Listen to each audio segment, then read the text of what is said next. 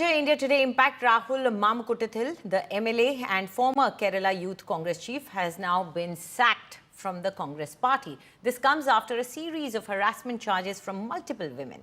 In the latest allegation, a trans woman has accused Mamkuttil of sending offensive messages, claiming he texted her saying he wanted to rape her.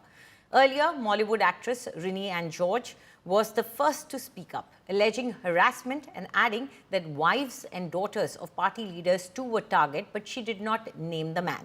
Soon after, writer Hani Bhaskaran came forward, backing Rini's complaint, saying she too had received such messages from the leader. She named him.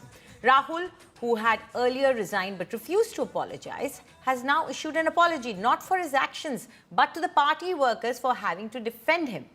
He continues to deny all allegations against him. Feelings ഇമോഷൻസും ഒക്കെ ഉണ്ട് എന്നാണ് ഞാൻ വിചാരിക്കുന്നത്. ഒരു കാര്യം കൂടി പറയാൻ ആഗ്രഹിക്കുന്നത്, ഞാൻ എൻ്റെ പാർട്ടിയെ പ്രതിരോധത്തിലാക്കാൻ ആഗ്രഹിച്ച ഒരാളല്ല. പാർട്ടി പ്രവർത്തകർക്ക് അങ്ങനെ ചെയ്യേണ്ടി വരുന്നതിനകത്ത് അവർക്ക് ഞാൻ ചിലതൊക്കെ കാണുമ്പോൾ അവർക്ക് പ്രതിരോധിക്കേണ്ടി വരികയാണ്.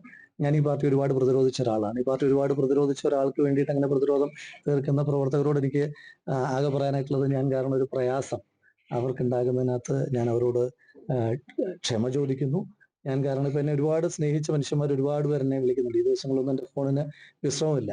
പല ഫോണുകളും എനിക്ക് എടുക്കാൻ കഴിയുന്നില്ല. അപ്പോൾ ഒരുപാട് ആളുകൾ പിന്തുണയ്ക്കുന്നുണ്ട്, ഒരുപാട് ആളുകൾ കുറ്റപ്പെടുത്തുന്നുണ്ട്, ചില ആളുകൾ നിശിതമായി വിമർശിക്കുന്നുണ്ട്, ചില ആളുകൾ സങ്കടപ്പെടുന്നുണ്ട്.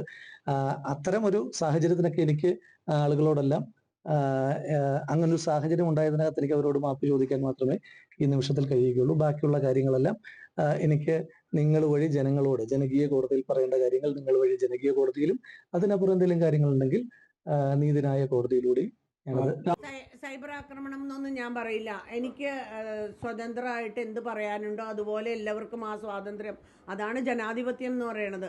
നമ്മൾക്ക് എന്ത് പറയാനുണ്ടോ അത് പറയാനുള്ളൊരു സ്വാതന്ത്ര്യം എല്ലാവർക്കും ഉണ്ട്. അത് നമ്മളൊരു ആക്രമണമാണെന്ന് ചിന്തിക്കേണ്ട ആവശ്യമില്ല. അവരുടെ അഭിപ്രായം അവർ പറയുന്നു.